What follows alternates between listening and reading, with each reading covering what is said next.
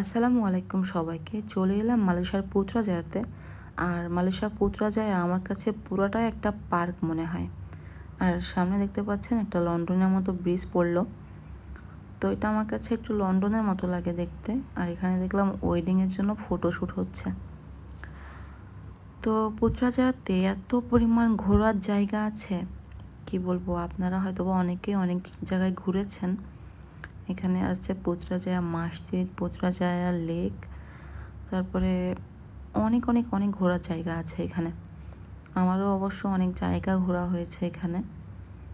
এখানে botanical garden আছে, তামান সাওজানা হিজাও আছে, মানে অনেক সুন্দর সুন্দর জায়গা আছে। আপনারা সার্চ করতে পারেন, এখানে অনেক জায়গা আছে ঘোরার মতো। এই জন্য আমার কাছে মনে হয় পুত্রাজায়া পুরাটা একটা পার্ক। তো আমরা যাচ্ছিলাম হচ্ছে সেপাং করতে, তবে পুত্রাজায়াতে প্রচুর পরিমাণ সিগন্যাল থাকাতে তাড়াতাড়ি যাওয়া পসিবল হচ্ছে না। এই তো আমরা সিগনালে দাঁড়াচ্ছি 30 সেকেন্ড পর পর, 10 সেকেন্ড পর পর। তো সিগনালে দাঁড়িয়ে আর কি কাজ, আকাশ দিয়ে একটা প্লেন যাচ্ছিলো, প্লেনটাকেও একটু ভিডিও করে নিলাম।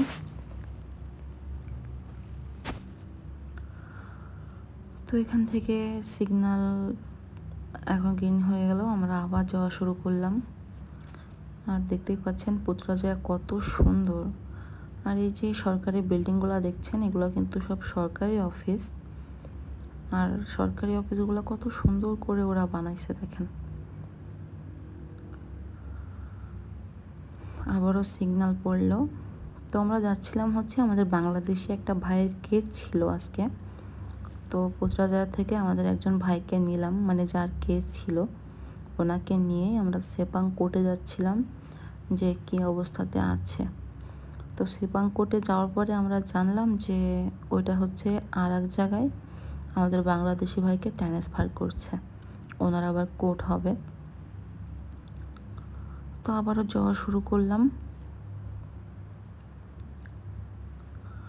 অনেক সুন্দর লাগছিল, তার কারণ এই সময় হচ্ছে হালকা হালকা রোদ উঠছিল মাত্র। অনেক সুন্দর একটা সময় ছিল।